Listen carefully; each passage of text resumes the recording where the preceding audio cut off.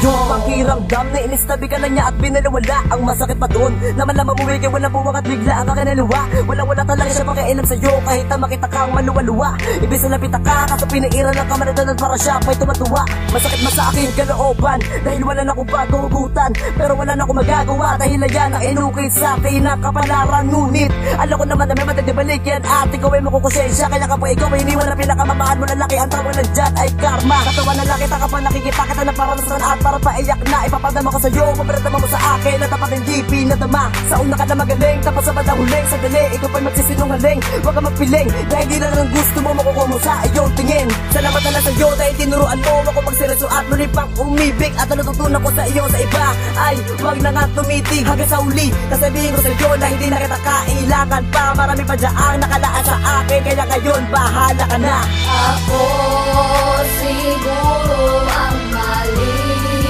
sana di pa huli ang panalangin ko na muli kang mabalik sa piling ko.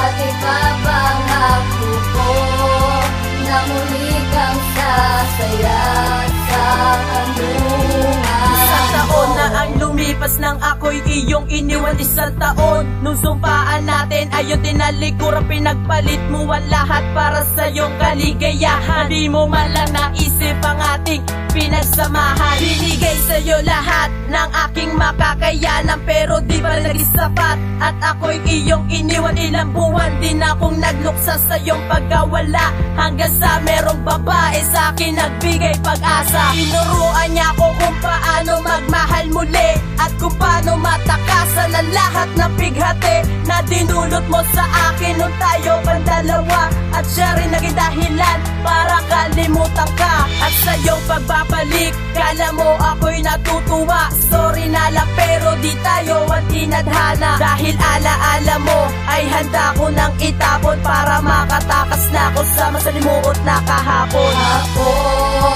siguro ang mali, sana di pa huli ang panalangin ko na muli kang mabalik sa piling ko.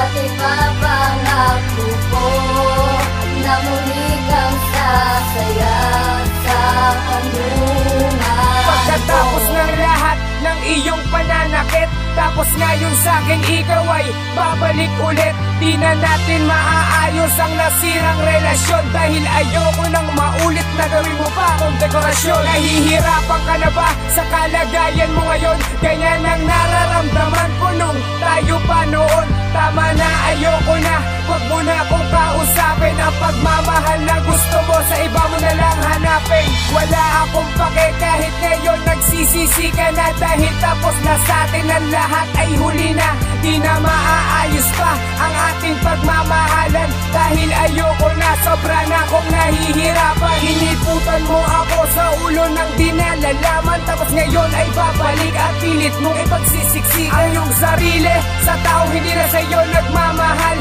Parating na ang karma mo, asahang di na magtatagal. Ako siguro ang mali, sana di pa huli ang panalangin ko na muli kang mabalik sa piling ko.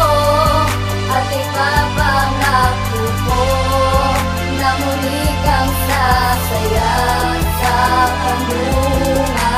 Ako